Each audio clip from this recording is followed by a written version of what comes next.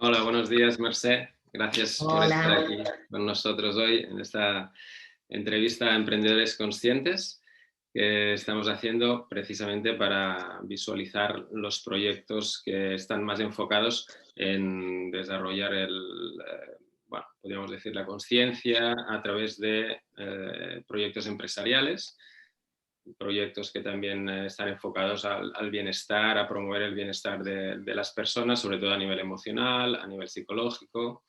Y entonces estamos encantados de poder tenerte hoy aquí para que nos cuentes tu enfoque sobre todo en el sector educativo. Pero bueno, exacto. antes de entrar voy a hacer una pequeña introducción a Mercé para que no la conozcan. Voy a leer aquí un poquito. Mercé Aranda nació en Barcelona hace 40 años, estudió Educación Social y Arte Terapia, especializándose en lenguajes expresivos y educación. A raíz de su maternidad en 2014, creó una escuelita de educación libre en Barcelona, proyecto que ha ido evolucionando hasta lo que es hoy en día. Una cooperativa de trabajo que se dedica a desarrollar proyectos sociales y comunitarios a través del juego. Junto con su compañero lideran la cooperativa promoviendo el derecho al juego de niños y niñas en diferentes barrios y ciudades, incidiendo en la recuperación de las calles como espacio para vivir, sentir y jugar. ¡Wow! ¡Qué bonito! ¡Qué trayectoria y qué proyecto tan interesante! Pero antes de entrar aquí, Mercé, ¿cómo fue que llegaste a montar Tata Inti? Te- Aparte de la formación, ¿aprendiste en otros proyectos, en otros trabajos? ¿O fue lanzarte y empezar a ensayo y error y empezar a crear lo que es hoy Tata Inti? ¿Cómo fue? Bueno, yo como educadora social, pues bueno, pues salí de la carrera, ¿no? Y empecé a buscar trabajo. He trabajado con diferentes colectivos en el ámbito social y hace poco he descubierto que quizás yo ya tenía un poco de intraemprendedora, sin saberlo.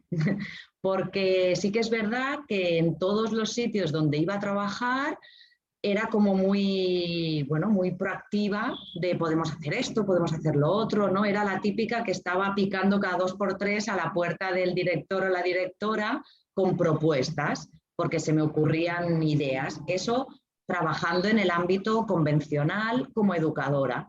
Pero siempre es como que he tenido esa inquietud o esa creatividad, no sé cómo llamarlo muy bien, Ujú. como de hacer cosas nuevas. Me gusta probar, no me da miedo. Entonces, pues desde un programa de voluntariado, cuando trabajaba con adolescentes, pues vamos a ponernos en contacto con esta gente, a ver si podemos hacer no sé qué. Venían, nos hacían un taller. O ¿por qué no probamos otra cosa? Era muy de ensayo-error y creo que era muy activa en ese sentido, dentro del ámbito formal.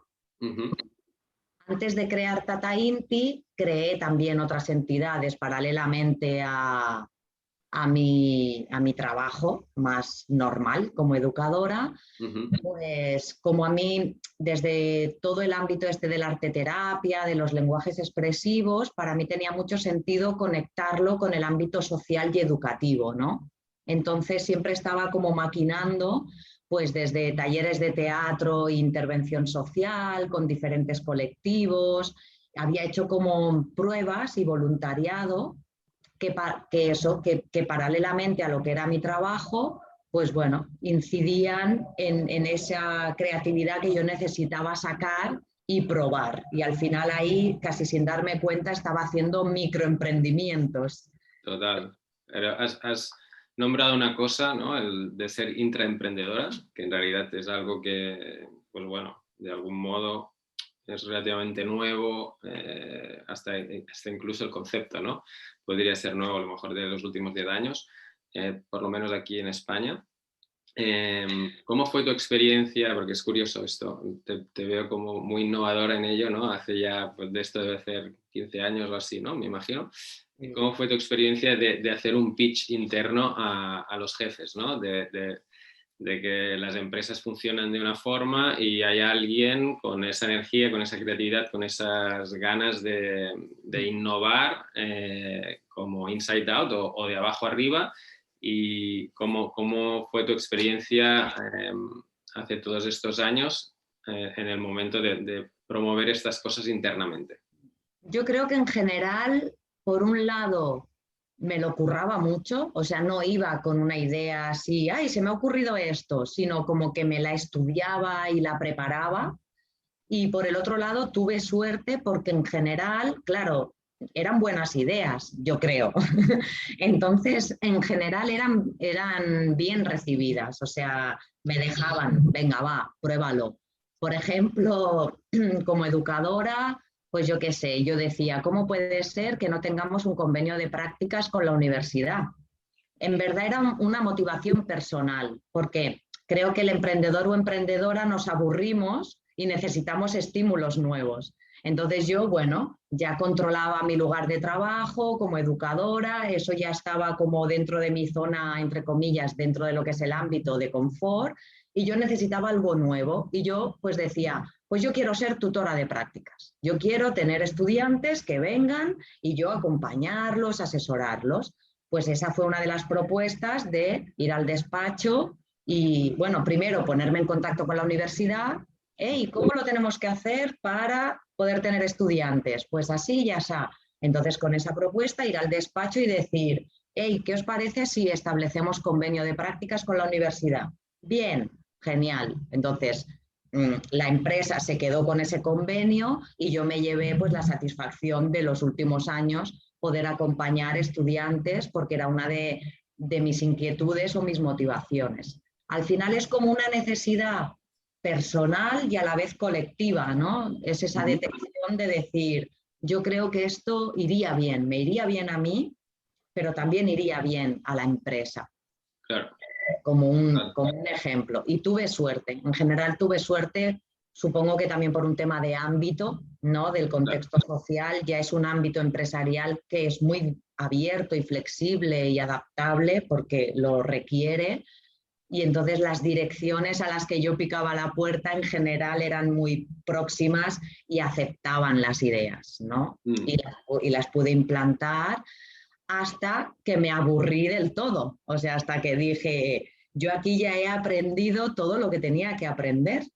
Y bajé por última vez al despacho y dije, me he cansado de ser educadora, ahora quiero ser coordinadora, ¿no? Como para tener un reto más. Y ya no era un tema económico, era un tema de motivación. Y como ese último reto no se me cumplió dentro de lo que yo quería, pues entonces me fui. Porque sentía que necesitaba eso, necesitaba algo nuevo, algo diferente, nuevos retos. Pero aún así, paralelamente, lo que comentabas antes, hacías como tus pequeñas spin-offs, es decir, montas tus pequeños proyectos, ¿no? Donde imagino que también habrás aprendido a aprender de cero, ¿no? Cuando montabas estos, no sé exactamente qué es lo que hacías, pero pues me imagino que de cero, ¿no? Y aunque no te requería muchas horas porque era algo que compaginabas con tu trabajo, me imagino que fue un buen aprendizaje, ¿no? Para luego aterrizar todos estos learnings en Tata Inti.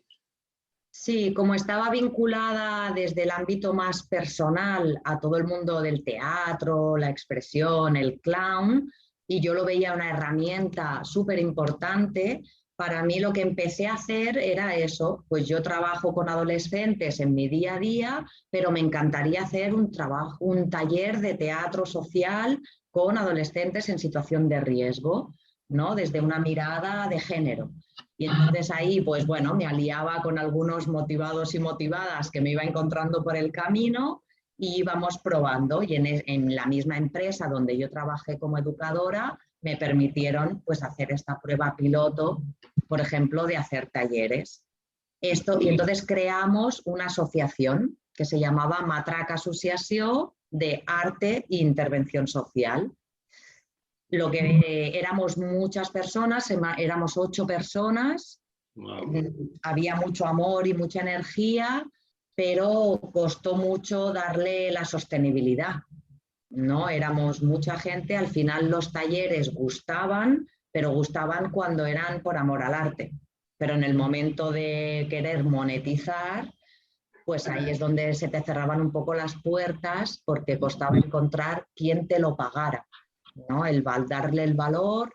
Y entonces yo ahí ya me quedé embarazada y abandoné un poco el barco de lo que fue esa etapa. Porque en este tipo de proyectos así más sociales, solo para ubicarnos, ¿no? que a veces pues es un sector un poco más, bueno, diferente, cada sector es diferente, pero digamos que en el tema de monetizar, ¿no? Que a mí me consta que no es una cosa sencilla. ¿Se tiene que tirar siempre de apoyo institucional, de patrocinadores privados, o realmente se puede funcionar con ticket, con el precio de la entrada o el precio de lo que sea, del taller o de la actividad en sí? ¿Cuál ha sido El tu experiencia? Claro, el ámbito social, partiendo de que atiende personas en situación de riesgo o vulnerabilidad y que por lo tanto va asociado que tienen pocos o no tienen recursos, en el momento en el que tu usuario, bueno, no me gusta mucho la palabra, pero tu participante tiene una vida compleja o un contexto complejo, la última opción es pedirle dinero a esta persona porque no te lo va a poder pagar, ¿no? Entonces, sí, siempre yo creo, o por mi experiencia, hay que ir a buscar a la institución, la administración pública. El cliente, bueno, el privado, pues puedes hacer convocatorias de subvenciones, por ejemplo, pues las que hay de la Fundación La Caixa o de otras fundaciones bancarias. Eso a veces choca con los valores internos de las entidades, que ahí hay un temazo, ¿no? Pero sí que el ámbito social, para mí, creo que el principal financiador es la administración pública. Subvenciones o que te contraten directamente. También es cierto que es un ámbito, creo, que hay un gran desconocimiento del emprendimiento. Creo que hay poco emprendimiento social. Cuando sales de estudiar educación social, buscas trabajar como educador o educadora social. Creo que nos falta información y formación como para poder decir, hey, que se puede emprender, ¿no? Es un ámbito que solemos buscar a una empresa que nos contrate nuestro trabajo de 8 a 4 o no, de lunes a viernes. Y bueno, a mí eso me daba y ahora me da mucha alergia. Claro, no me extraña, porque ya hace mucho, ¿no? Entonces, recapitulando, te quedaste embarazada y a partir de ahí fue un poco el despertar de Tata Inti, el planteamiento, me imagino, ¿no? Cuando diste a luz, ¿fue por Sí, ahí? ¿Cómo fue? sí, dejé mi trabajo, monté esta asociación de arte y intervención social, me quedé embarazada, abandoné un poco el barco y cuando parí, pues bueno, de repente fui mamá y ya está. Y se acabó todo, ¿no? O sea, no me veía capaz de hacer nada más que no fuera ser mamá.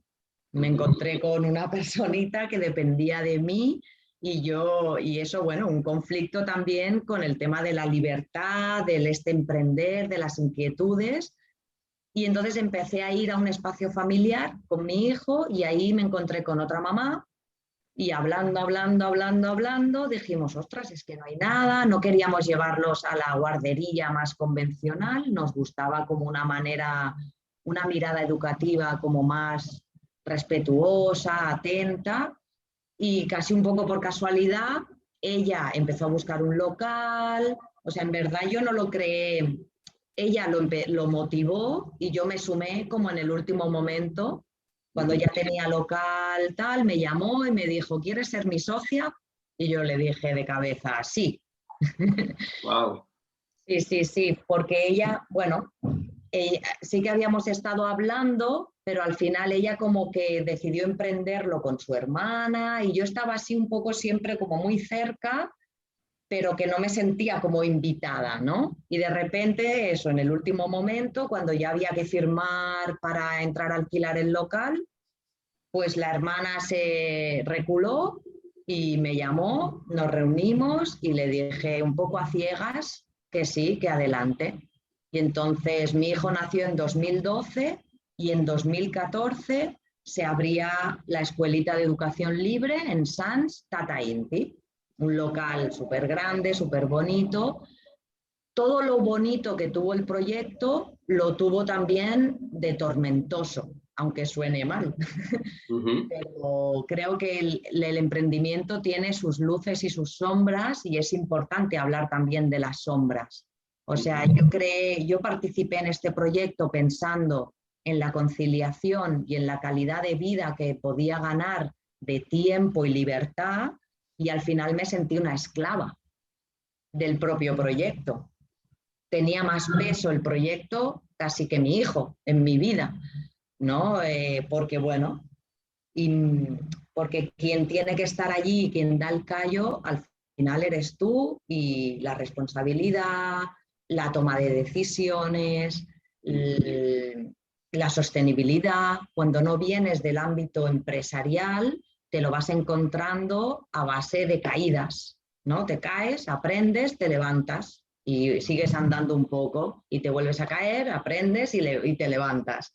Y bueno, fueron 3 años muy intensos, ya te digo, de un proyecto muy bonito, con un feedback muy bonito por parte de las familias y con un impacto en el barrio chulísimo, pero internamente también con muchas sombras.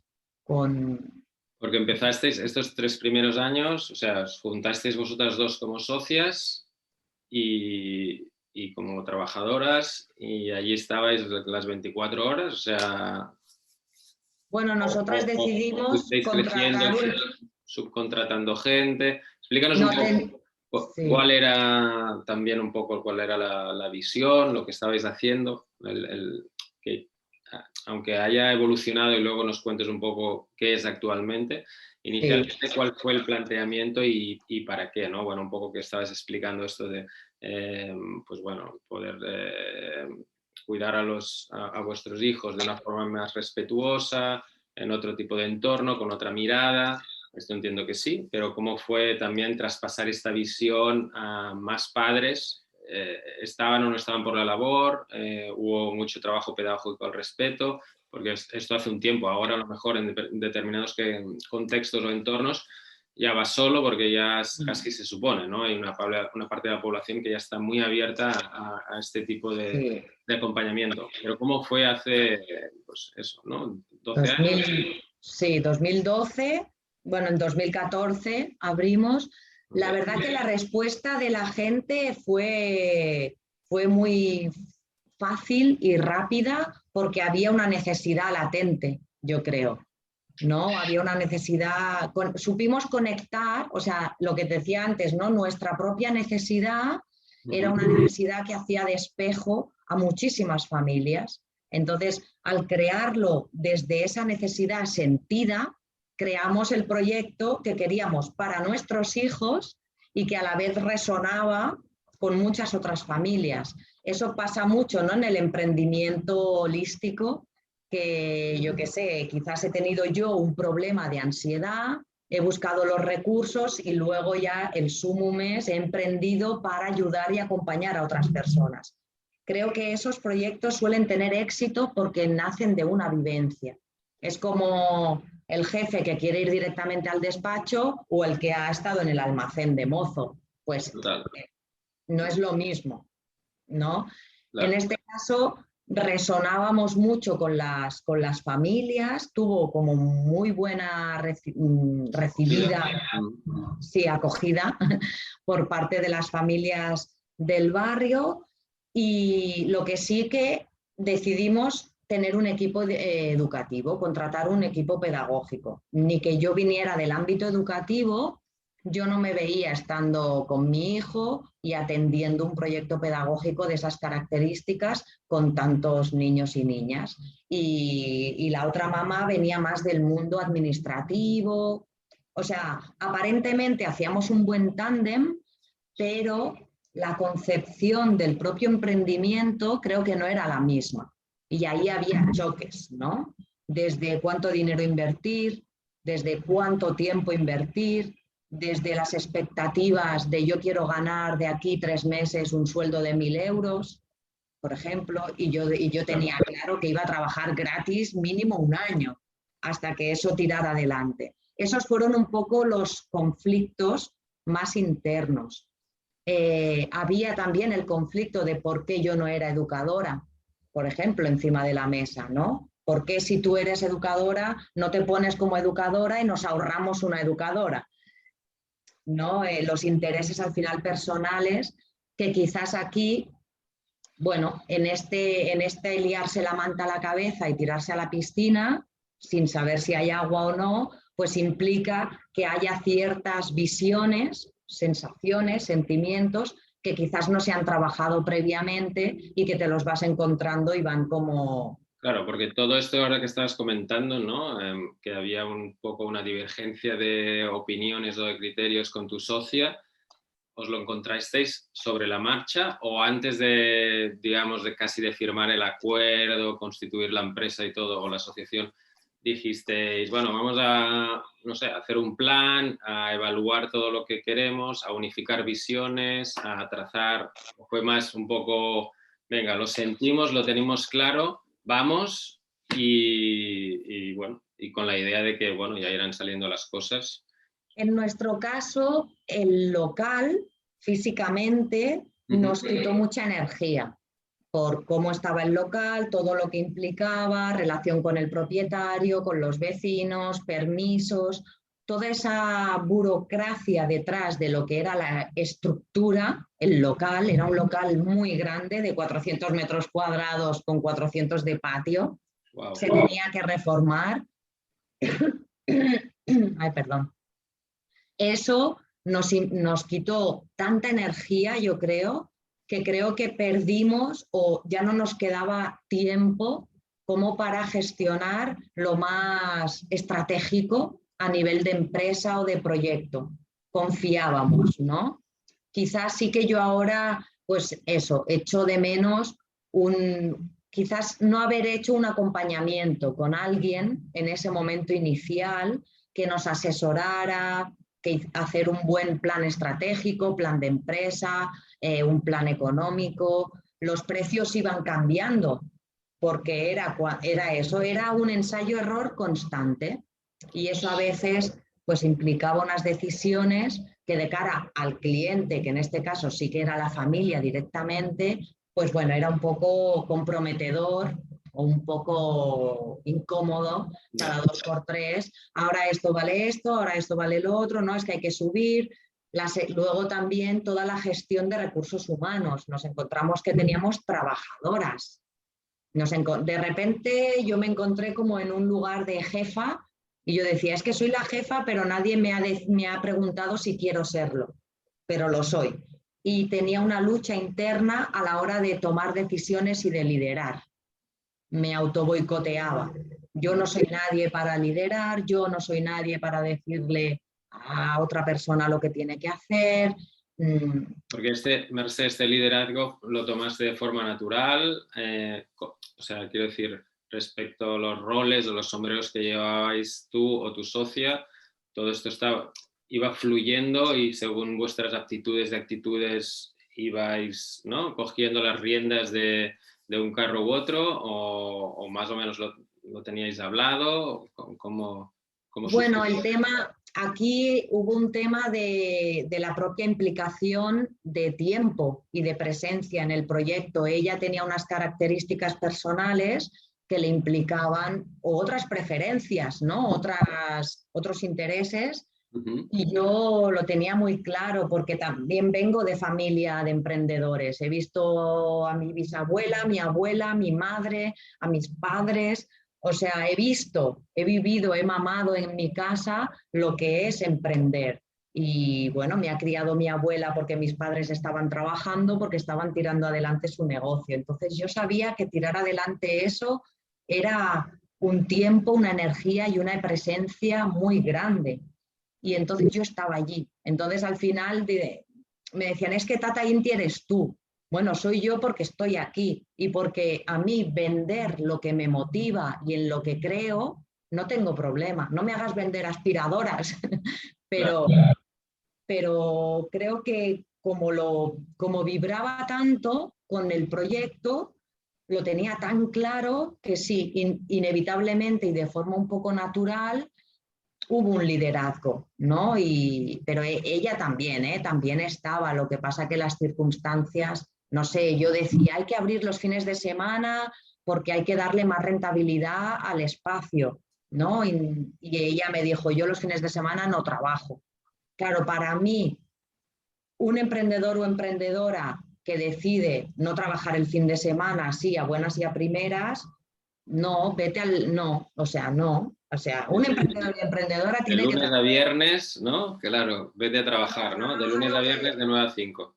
lo que su proyecto le requiera, pero no te puedes, que luego poco a poco vas encontrando ese equilibrio y vas decidiendo si el domingo abres o no abres. Pero a priori tienes que abrir siempre y ver cuándo te viene más gente, cuándo es más rentable, qué funciona, qué no. Y eso es estar, probar, equivocarte, probar, equivocarte. Entonces ella, bueno, era muy evidente porque empezó a haber como cierta tensión en la comunidad. Hubo como muchos conflictos, ya te digo, internos entre nosotras, las educadoras, con el local, el propietario, los vecinos, el distrito. Sí, muchas variables que atender. Sí. Claro, porque cuando empezasteis, o sea, ¿cuál era la oferta? ¿Qué es lo que ofrecíais? ¿Cuánta gente se apuntó inicialmente? ¿Cómo fue creciendo un poco? Bueno, nosotros ofrecíamos la escuelita que funcionaba por las mañanas para niños y niñas de 2 a 6 años. Y eso era por la mañana. Ahí por la mañana había 2 educadoras que acompañaban este grupo de niños y niñas y nosotras éramos una mamá más. O sea, creamos el proyecto por y para nuestros hijos. Entonces, éramos una mamá más que estábamos allí con nuestros hijos. Luego, por las tardes, empezamos a hacer toda una programación familiar para hacer actividades en familia. Y además, como era muy grande el espacio, lo abríamos como espacio de juego y teníamos una pequeña barra, pues que las familias podían venir por las tardes pagando una entrada muy simbólica a jugar y a tomar algo. Y luego fue los fines de semana de hacer actividades puntuales, formaciones, charlas, bermutecas. Las bermutecas funcionaban muy bien, pues cuentacuentos. Bueno, como vamos a... Y funcionó muy bien, yo creo que todo. O sea, la escuelita empezamos con 7 y al siguiente año teníamos 24 familias. Eso es porque las tardes más o menos funcionaban, pero no era lo más sostenible el espacio de juego. Pero sí las actividades, que poco a poco los talleres, ibas probando. Pues, ¿Y eran algunos usuarios eran los mismos, los de la mañana con los de la tarde o no? No. Normalmente las familias de la escuelita venían a la escuelita y por las tardes, pues todas aquellas familias que quizás por las mañanas o estaban en casa o iban a la Bresol, a la guardería o iban a otros espacios, a la escuela, ¿no? Pues entonces venían como a disfrutar del espacio y a disfrutar de las actividades. Era un público diferente, era como que por la mañana era nuestro nidito y por las tardes era para el barrio. Y los fines de semana también. Claro. Y un detalle así fue eso, ¿no? Yo quería abrir fines de semana, me daba la sensación que podía funcionar, que había necesidad, y ahí hubo pues uno de los primeros conflictos de lo que implica el emprendimiento, ¿no? Y ahí empezó como un poco ciertas tensiones o empezar a ver que lo vives diferente, que lo sientes diferente. Entonces, al final ella misma pues decidió apartarse, sí. Y al principio me abrumó mucho como quedarme sola ante el peligro, pero por otro lado, pues dije, venga, me empoderó. No, al final... Porque, Mercè, ¿todo esto fue autofinanciado? Todo esto fue autofinanciado, sí. Todo el momento escuelita tal fue autofinanciado y tuvimos que pedir dinero, tuvimos que invertir, tuvimos alguna multa, ¿no? De decir, ostras, Hacienda, Seguridad Social, empiezan a entrar socios que no conocías hasta el momento. Amigos, ¿no? Y yo lo que sí que para mí fue una etapa también de mucha formación. O sea, error que cometía o inseguridad que sentía, buscaba un curso. ¿no? Yo en eso siempre he sido muy de cursitis, muy proactiva y buscar como referentes, ejemplos y me seguí formando, ya no en artes y en todo eso que a mí me llenaba y me hacía bien, sino en todo el tema de cómo se lidera, cómo se emprende, cómo se hace un plan de empresa, cómo, ¿no? Y entonces ahí, casualmente en 2016, nos pidieron hacer una ludoteca móvil y dijimos, bueno, pues cogemos todo el material que tenemos aquí, que es muy bonito, y lo sacamos. Y yo cuando vi eso dije, ostras, esto es muy guay. Tuvo también, como ya nos conocía mucha gente en el barrio, era un evento que se hacía en el barrio y dije, ostras, y entonces ahí dije, venga, pues vamos, además de todo lo que hacíamos, además vamos a añadir el espacio de juego itinerante. Y si nos contratan, pues nos vamos y nos montamos ludotecas móviles, bueno, reversión, porque todo era de madera, con otro tipo de material. Y ahí empezó pues lo que es a día de hoy, al final, porque al final tanto dolor de cabeza, el local, esto, lo otro, quedarme sola, no tener tiempo, conflictos con mi compañero, dijimos, vale, dejamos el local, cerramos y ya está.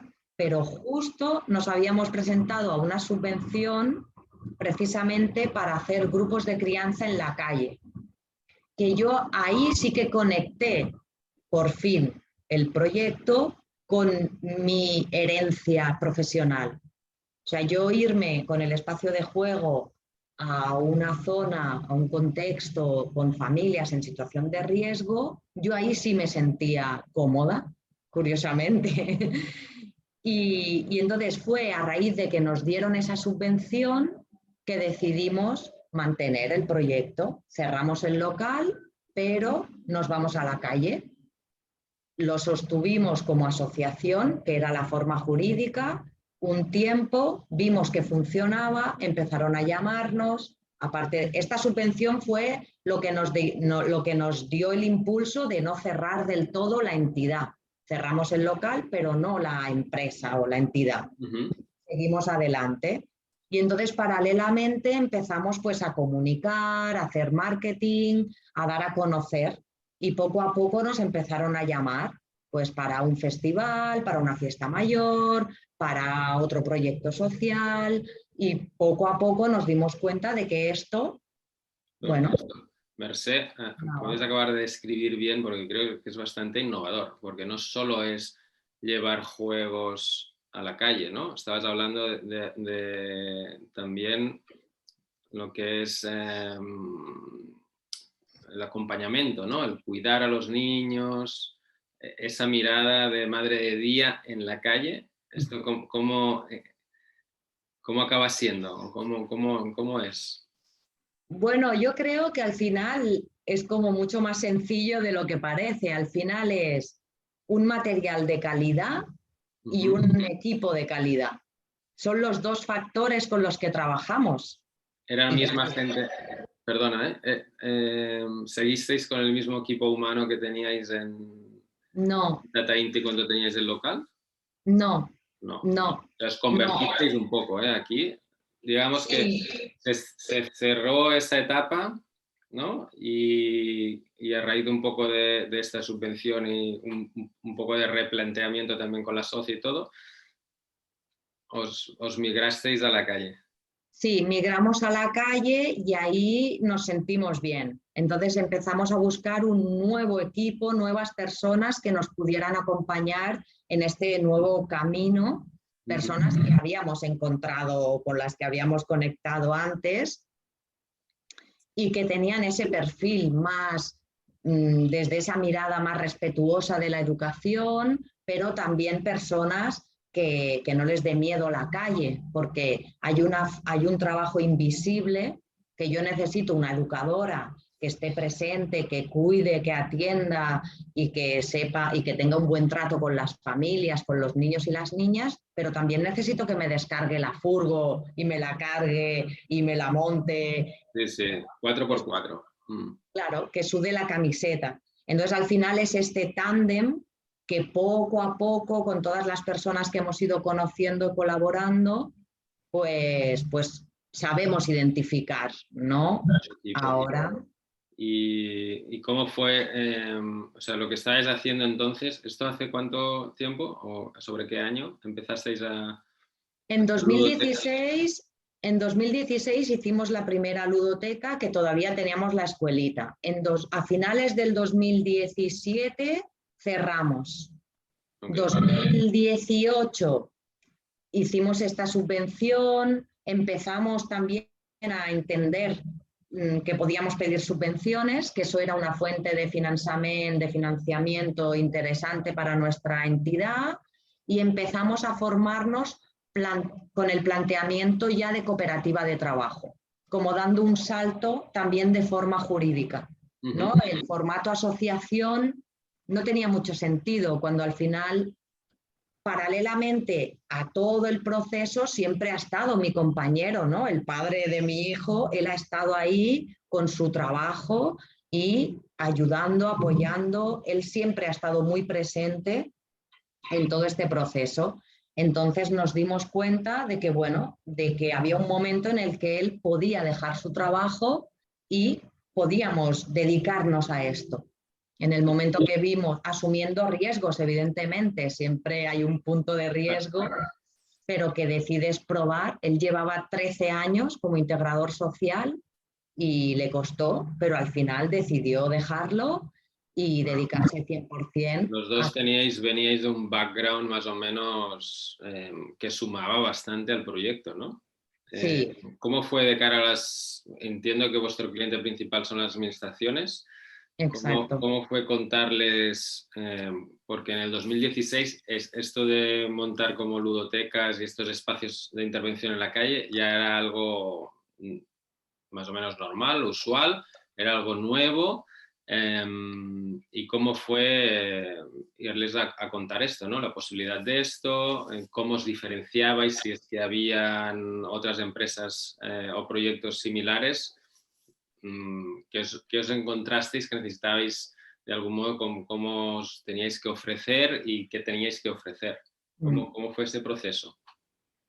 Bueno, el trato con la administración fue todo un Descubrimiento. descubrimiento de decir esto cómo se hace, ¿no? Se pica a la puerta, se manda un mail, se llama, se queda con alguien, ¿cómo va esto, no? Entonces, al final la administración trabaja para ti, trabaja para nosotros, y yo eso lo tengo súper claro, o sea, entonces ella tiene una función social que tiene que cumplir, y yo estoy aquí como un recurso más que tiene la administración para cumplir con su misión, que es atender a las personas, etcétera, etcétera, ¿no? Entonces yo siempre he ido como con este argumento muy claro y, como te decía antes, no me ha dado nunca ni miedo ni vergüenza confiar en el proyecto y creer en él, y creo que eso se nota, ¿no? Cuando vas a una reunión o te encuentras con alguien. Y poco a poco hemos ido aprendiendo a relacionarnos con la administración. ¿Quién es la administración? ¿Qué departamentos? Una subvención, una licitación, una contratación. ¿Qué es todo esto, no? ¿Y qué más me has preguntado? Espera. Bueno, sí, sobre todo un poco, entiendo, ahora estás explicando cuáles son los entresijos de interlocutar pues, con un ente, ¿no? En este caso la administración, que es pues, muy diferente de pasar de estar pues, con familias, ¿no? Que son usuarios individuales y tal. Luego también hubo un cambio como de producto, ¿no? Ahora estáis ofreciendo algo que es muy diferente y la pregunta era también para poder entender si era algo que la administración decía como, ¿what? ¿Esto qué es? O sea, ¿qué me estáis contando? No nos lo hemos planteado o sí, algunas administraciones ya conocían esto y era como, bueno, es interesante. O era más la administración que de algún modo os buscaba y era, oye chicos, tenemos esta necesidad, a lo mejor podría encajar por aquí. ¿Cuál era un poco la tesitura que os habéis encontrado en los años iniciales cuando habéis dicho, venga, vamos a por ello? ¿Cómo fue? Yo creo que en general había gran parte de innovación y de creatividad, ¿no? O sea, eso de tener tantas ideas al final, pues bueno, también revierte en todo esto. Yo creo que tenía un punto innovador en cuanto a el tipo de material. No todo el mundo saca, bueno, yo creo, o no conocíamos referentes. Para nosotros también nos costó decir, bueno, ¿y esto quién lo hace? Buscando esas referencias en otras empresas exitosas. Sí que siempre ha existido la ludoteca móvil propiamente y hay muchas entidades que se dedican a montar ludotecas, pero sentíamos que la nuestra era diferente. ¿Por qué? Porque era todo de madera, por ejemplo. ¿No? Había como una política de juego libre, de mirada de educación viva, ¿no? Era como sacar una escuelita que hasta ese momento eran proyectos un poco elitistas, porque o la familia paga la cuota o no puede ir su hijo a una escuelita o su hija, ¿no? Entonces la innovación creo que estaba en el tipo de material que sacábamos a la calle, en el tipo de calles a las que íbamos, ¿no? No es lo mismo irte al Raval que irte a Pedralbes, ¿no? En este impacto social, en irnos a la calle, en el hecho de romper las barreras institucionales. Una familia, claro que hay guarderías, espacios familiares, ludotecas municipales, pero son edificios. La familia tiene que ir, dar datos, inscribirse, quizá pagar, hay privado, público. En nuestro caso, íbamos a la calle, a su calle, ¿no? Es como me vengo a la calle a jugar contigo y te hago una performance en tu plaza. Y para que lo disfrutes, para que vivas el barrio, para que bajes a jugar a la calle, porque la calle es tuya, no es de nadie más, ¿no? Y eso creo que estéticamente genera un impacto, socialmente genera un impacto, a nivel de participación. Bueno, para mí la calle, no sé, te da una vivencia, el trabajar en la calle no paga, no, el hecho de que no paguen, de que no haya una cuota. Hemos trabajado con familias que a veces, pues quizás eran familias que acababan de llegar, que casi no hablaban ni catalán ni castellano en este caso, como con miedo, y tú, no, ven, puedes jugar, no te voy a preguntar quién eres, si tienes permiso de trabajo o no. La inclusión también, el hacer un espacio para todo el mundo, ¿no? Sin juicio de y que dentro de ese espacio se encuentre una calidad de material y una calidad de acompañamiento respecto a lo que entendemos por un niño o una niña y una calidad o el intento de que sea un espacio donde el adulto también participe, donde se genere un vínculo saludable. No es un chiqui park lleno de... dejo ahí los niños, ¿no? Claro. Exacto. Y otro factor, creo que eso fue a raíz de la propia experiencia, otro factor quizás es el hecho de poner la mirada en la pequeña infancia, en los peques muy peques. ¿Por qué? Porque un taller de manualidades, un cuentacuentos, una obra de teatro, o sea, la programación cultural familiar existía y existe y está muy bien, pero yo con mi hijo de 1 año no podía ir a ningún sitio. ¿No? Entonces era como, bueno, pero es que ellos no necesitan, no pueden hacer según qué actividades, faltan actividades. Falta yo poder ir con un bebé y encontrarme un espacio donde lo pueda dejar. Pues vamos a hacer un espacio en la calle donde si viene una mamá o un papá con un bebé, lo pueda dejar y pueda tener un poco de material heurístico. Bueno, interesante. No sé. ¿Esto lo hacéis o lo hacíais en fines de semana o semanas en verano, semanas enteras? ¿Cómo es el tipo de intervención, logísticamente hablando? Eso empezó con esta subvención que era entre semana por la mañana, porque estaba muy pensado para niños y niñas de 0 a 3 años, esas familias, abuelos, abuelas, que estaban entre semana con los niños y las niñas, y le llamamos grupos de crianza itinerantes en los barrios, ¿no? Durante 2 años nos dieron subvención para ese proyecto. Después, sobre todo, nos contrataban puntualmente para fiestas mayores o para festivales, que puntualmente tuvimos que participar también gratuitamente al principio, muchas veces, porque había como cierto desconocimiento y creo que todavía, ahora ya no tanto, pero también una falta de valorización, ¿no? Como que la gente no quería pagar para poner un espacio de juego en su evento, ¿no? Era como, pues total, esto... Y entonces tuvimos ahí que adaptar precios, por un lado. Bueno, primero, hacernos valer, darle el valor que eso tenía, con todos los valores que había detrás.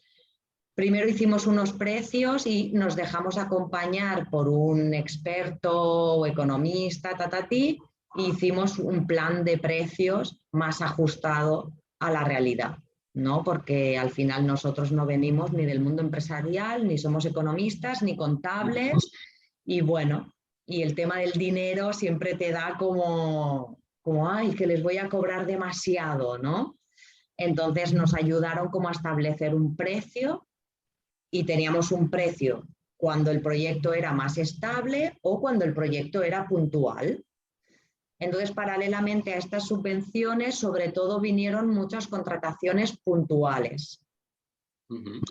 Y poco a poco empezaron a venir proyectos un poco más estables. Digo un poco porque aún a día de hoy funcionamos por proyectos. Yo no sé todavía los ingresos que tendré este año, porque no sé cuántos proyectos me van a contratar.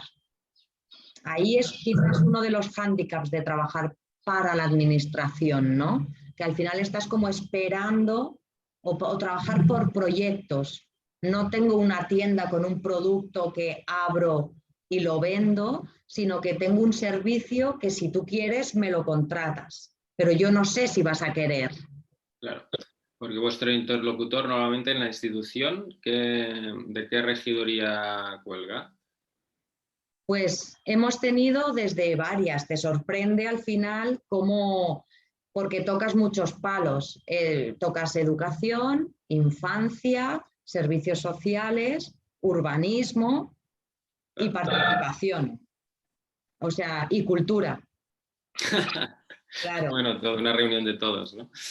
Claro, a veces te llama el Departamento de Cultura porque es quien organiza la fiesta mayor, a veces te llaman de servicios sociales y a la comunidad, a veces te llaman de participación o de urbanismo y espacio público. Y os pasa, por ejemplo, que estás diciendo el tema este, creo que es interesante, ¿no? De trabajar por proyectos y con la administración, lo típico, ¿no? De, bueno, es que el presupuesto, y a veces no, esto ya de cara al año que viene, el presupuesto del año que viene lo tenemos en cuenta, todas estas cosas que creo que hay que tener bastante paciencia, ¿no? Es como sembrar para hoy y recoger muchas veces al final del año o el año que viene. Sí. ¿Os ha pasado? ¿Os ha pasado estas cosas? Sí, con la administración hay que tener paciencia y hay que insistir un poco en que te dejen probar, ¿no? En que lo vean. Al final, nuestro cliente es la administración, pero nuestro usuario o usuaria es la familia, es el niño o la niña. Entonces, a veces eso cuesta hacia quién te diriges, ¿no? A las familias o a las administraciones. Entonces tienes que encontrar un equilibrio como de decir, bueno, el mejor marketing lo hace la familia. Entonces, si la familia tiene una buena experiencia, yo sé que tarde o temprano eso llega a la administración. Nos han llamado ayuntamientos sin conocernos de nada, diciéndonos, es que nos han dicho que os contratemos a vosotros. Las mamás del pueblo quieren que vengáis vosotros. O sea, no sé quién eres, no sé qué haces, pero tengo aquí a un grupo de mamás que me han dicho, tenéis que traer a la fiesta mayor a Tata Inti, queremos a Tata Inti, ¿no? Lo que está costando más es esa confianza de hacer proyectos más estables en el tiempo. O sea, el impacto que tienen los proyectos. No es lo mismo ir a la fiesta mayor una vez al año, que está muy bien y es muy divertido y es bonito y todo lo que tú quieras. No es lo mismo que estar cada sábado en la plaza de la Barceloneta dando el callo y generando nuevos usos del espacio público, ¿no? Yo, bueno, como vengo del ámbito social, a mí lo que me gusta es este proyecto más continuado y todo lo que puedes trabajar en el tiempo. Pero ahí sí cuesta, porque el presupuesto es que ya, es que esto, aún cuesta un poco. Un poco de fricciones, porque Mercedes estás comentando un poco que no hay nada mejor que tu usuario final sea prescriptor a la administración, ¿no? ¿De qué forma hacéis un seguimiento de lo exitoso o no? Es decir, hay una forma de medir el impacto de una actuación de Tata Inti. No sé, hacéis encuestas, ¿cómo de algún modo podéis traspasar, o no sé, a lo mejor hacéis pues unas grabaciones, unos vídeos y esto es lo que mandáis a la administración, ¿no? Con la gente y los niños felices, las familias felices. ¿De qué forma trasladáis los resultados y el impacto de vuestra actuación a la administración o cómo lo medís? Al final a la administración está claro que le gustan los datos, ¿no? Entonces hemos aprendido un poco a hablar su lenguaje. Y es por eso que hemos aprendido, y la pandemia nos ha ayudado en eso, por el tema de las inscripciones, aforos, hemos aprendido a encontrar un sistema de recoger datos, el máximo de datos posible, tanto cualitativos como cuantitativos. Y ese pequeño informe, junto con 4 o 5 fotos, se lo pasamos a la administración. No sabemos si luego ella se va a plantear hacer algo más grande con nosotros o no. Pero como mínimo tú ya le has dicho, hey, he venido y esto es lo que ha pasado, ha funcionado, ha sido exitoso, esto, o hemos visto que hay una necesidad, o sea, no sé, es como que ponemos ese plus, no solo vengo, monto, estoy ahí porque me pagas igual y me voy. No, o sea, yo quiero que funcione. Entonces también en la comunicación apoyamos. O sea, yo no tengo por qué comunicar en mis redes, por ejemplo, si un ayuntamiento me contrata. Es el propio ayuntamiento el responsable de hacer la difusión y la comunicación. Pero yo, en el momento que a mí me contrata un ayuntamiento, una administración o quien sea, yo me siento una colaboradora de eso. No me siento una ejecutora y punto. No, ahora co-creamos, coproducimos, colaboramos. Tú me vas a pagar, pero yo me voy a sentir parte de esto y voy a apoyar en todo lo que pueda. Voy a compartir en redes sociales, voy a recoger datos, voy a pasarte un informe, voy a hacer fotos, voy a hacer vídeos, voy a invertir, porque al final si quieres ganar tienes que invertir. Si no inviertes, no ganas. Entonces yo invierto mucho, quizás más de lo que les cobro. Yo no le cobro mi tiempo de hacer el informe, de recoger datos, de hacer fotos. Evidentemente, yo le cobro el evento, pero le doy algo más. ¿Por qué? ¿Para qué? Para que se acuerde de mí. Claro, claro. No, lo estás viviendo, está claro. ¿Y cuáles son los próximos retos? Ahora que Pues parece que ya lleváis, ¿no?, un cierto tiempo funcionando de esta forma. Me imagino que la pandemia, pues bueno, como en todos, nos ha parado un poco, nos ha dejado un poco stand-by. A raíz de la pandemia os habéis replanteado cosas, todo este movimiento, ¿no?, que ha habido esta migración al online de muchos negocios. Vosotros también os habéis planteado decir, bueno, esto hay una posibilidad de que si suceden cosas así podamos hacer algo online o no, o es en plan, no, estamos súper lejos y nuestro enfoque es pues la calle, las personas, el tú a tú, esto no va a encajar con nosotros. por lo tanto, pues lo descartamos y seguimos con lo nuestro. Habéis hecho planes B, planes C. Yo creo que estamos en eterno plan o en eterna reflexión, porque claro, sí que tenemos una trayectoria desde 2014, pero en verdad como cooperativa propiamente, como forma jurídica cooperativa, estamos desde finales del 2018 y a principios de 2020, pandemia. Entonces nos pilló un poco en, bueno, que todavía no nos sentíamos del todo definidos.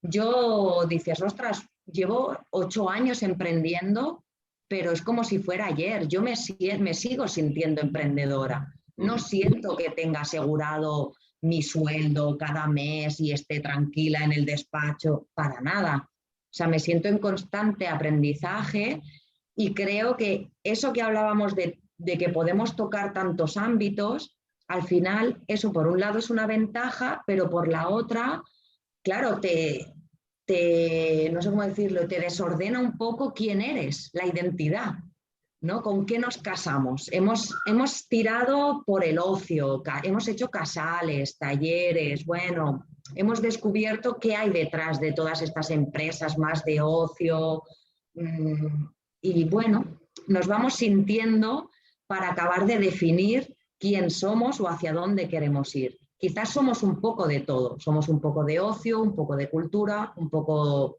de acción social, un poco de infancia y un poco de educación, ¿vale? Pero ese cóctel, ¿qué somos? Yo ahora estoy como con esa crisis de identidad. ¿Pero qué somos?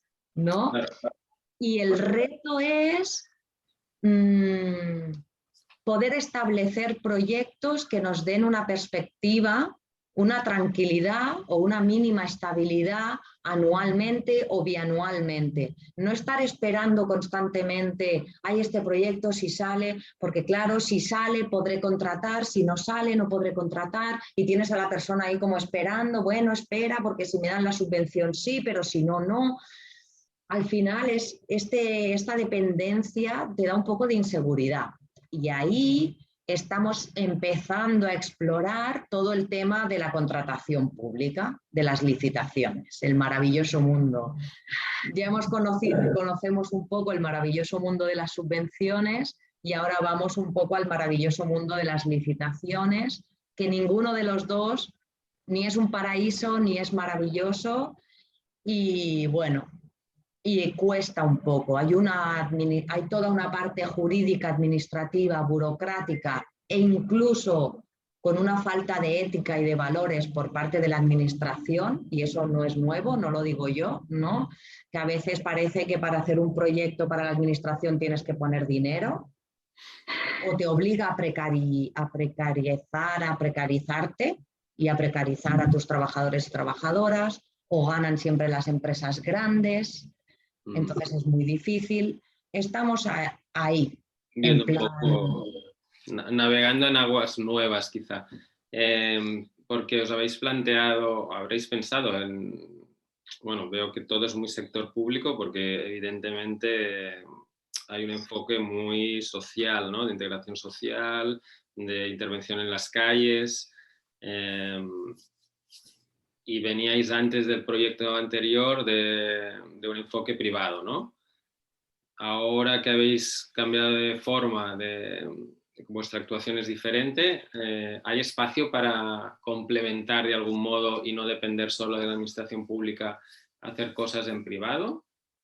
Era un debate que teníamos encima de la mesa, como de hacer espacios o proyectos más autogestionados, otra vez, pues quizás alquilar un espacio un fin de semana, montar el espacio de juego y que la familia, igual que venía cuando teníamos la escuelita, paga y viene a jugar. La verdad es que no sé si yo he tenido poca paciencia o he sido poco constante, pero las pruebas que hemos intentado hacer no ha funcionado. Entonces yo al final he aprendido a regular un poco el esfuerzo-beneficio.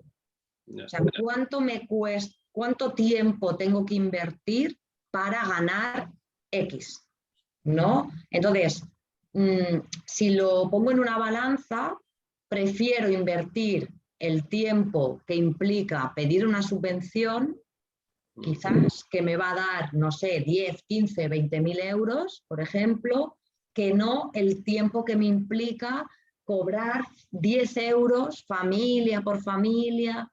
No lo sé. A mí supongo que al final me he acostumbrado a trabajar por y para el cliente más administración. Aún esta inseguridad, esta incertidumbre que cambia lo político y puede cambiar lo técnico y ahora sí, pero luego no sabes, asumiendo esos riesgos. Pero al menos he aceptado que el cliente principal es la administración y vamos a ir aprendiendo a relacionarnos con esta administración y qué opciones tenemos aquí. Lo privado, aparte de los casales de verano, de los campamentos de verano, que sí, y ahí sí que paga la familia, aparte de eso no está acabando, no acaba de funcionar, no lo acabo de ver que sea una línea para nosotros. Ahora mismo. Claro, molt bé, Mercè. Pues ya casi estamos acabando. Te estaba preguntando los próximos retos. Me queda claro que es seguir ahondando en las relaciones con la administración, ¿no? Sí que creo que os estáis planteando ya como saltar de división, ¿no? Que sería entrar en el mundo de las licitaciones, con lo que, bueno, también es todo un reto. Y hablando de retos y de emprender, así un poco para cerrar la entrevista, ¿qué podrías comentarnos en qué te ha ayudado emprender como, digamos, a nivel personal? ¿Cuál ha sido el enriquecimiento de emprender? ¿Qué es lo que te ha aportado, ¿no? Versus, pues, bueno, en tu caso también has estado trabajando, ¿no? para otras empresas o organizaciones. Cuando has empezado a emprender, ¿qué es lo que te has encontrado, ¿no? Pues por un lado el aprendizaje, o sea, es un mundo que no paras de aprender constantemente, aunque sea a base de caídas que duelen, ¿no? Eso lo valoro, ¿no? Del emprendimiento, el que sea un constante aprendizaje, un constante crecimiento, una constante búsqueda y un constante reto, ¿no? Y por otro lado, la conciliación y la libertad. O sea, yo ahora mismo estoy en casa, yo no tengo que estar a las 8 en ningún sitio. No, o sea, el no fichar, el salir, el poder hacer a tu manera, aunque luego tienes la sensación que estás trabajando 7 días, 24 horas. Pero si un día mis hijos están enfermos y no pueden ir al cole, yo no le tengo que dar explicaciones a nadie. Entonces, he ganado libertad, creo que he ganado libertad y si te equivocas son tus errores, no es, no sé, el no tener a nadie por encima da vértigo, pero a la vez da alas, ¿no? A la vez te da alas porque decides y pruebas y te arriesgas. Eso sí, para mí hay algo innato. O sea, no todo el mundo está preparado para emprender. He conocido, me llaman, asesoro, acompaño, ¿no? A veces de forma altruista porque me encanta y yo lo noto y noto creo que tienes que tener un punto de valentía muy grande, o sea, de arriesgarte y que no todo, una pandemia nadie nos la esperábamos, ¿no? Entonces a veces, aunque yo digo, ostras, tendríamos que haber hecho más planes, más estructura, esta parte más estratégica. Sí, pero a lo mejor lo hacemos y viene la pandemia y se nos desmonta todo. No. Entonces tiene que haber un punto también de, no sé, de no mirar y de tirarte y de arriesgarte, aún sabiendo que puedes perder. Total. Qué guay. Coincido contigo totalmente, Mercè. Y bueno, ¿y dónde podemos seguir las aventuras de Tata Inti? ¿Tenéis página web, Instagram? Igualmente luego lo referenciaré a pie de vídeo en YouTube, pero si lo quieres nombrar ahora y así Básicamente la web no está tan actualizada como nos gustaría, pero sí tenemos una web, tatainti.coop, de cooperativa, con 2 O's, y luego estamos en Instagram, que ahí sí que quizás es donde estamos un poco más activos, que es Tatainti SCCL. Bueno, poniendo Tatainti al final aparece, sí. Genial. Pues molt bé. Muchas gracias por abrirnos el mundo de Tatainti, todo el tema de este enfoque, yo creo, para mí tan novedoso de esta mezcla de integración social y espacio lúdico, que creo que es una propuesta muy interesante y muy necesaria. Y nada, todo lo mejor y Gracias. seguiremos de cerca. Muy bien. Un beso. Chao. Adiós, gracias. Chao, chao.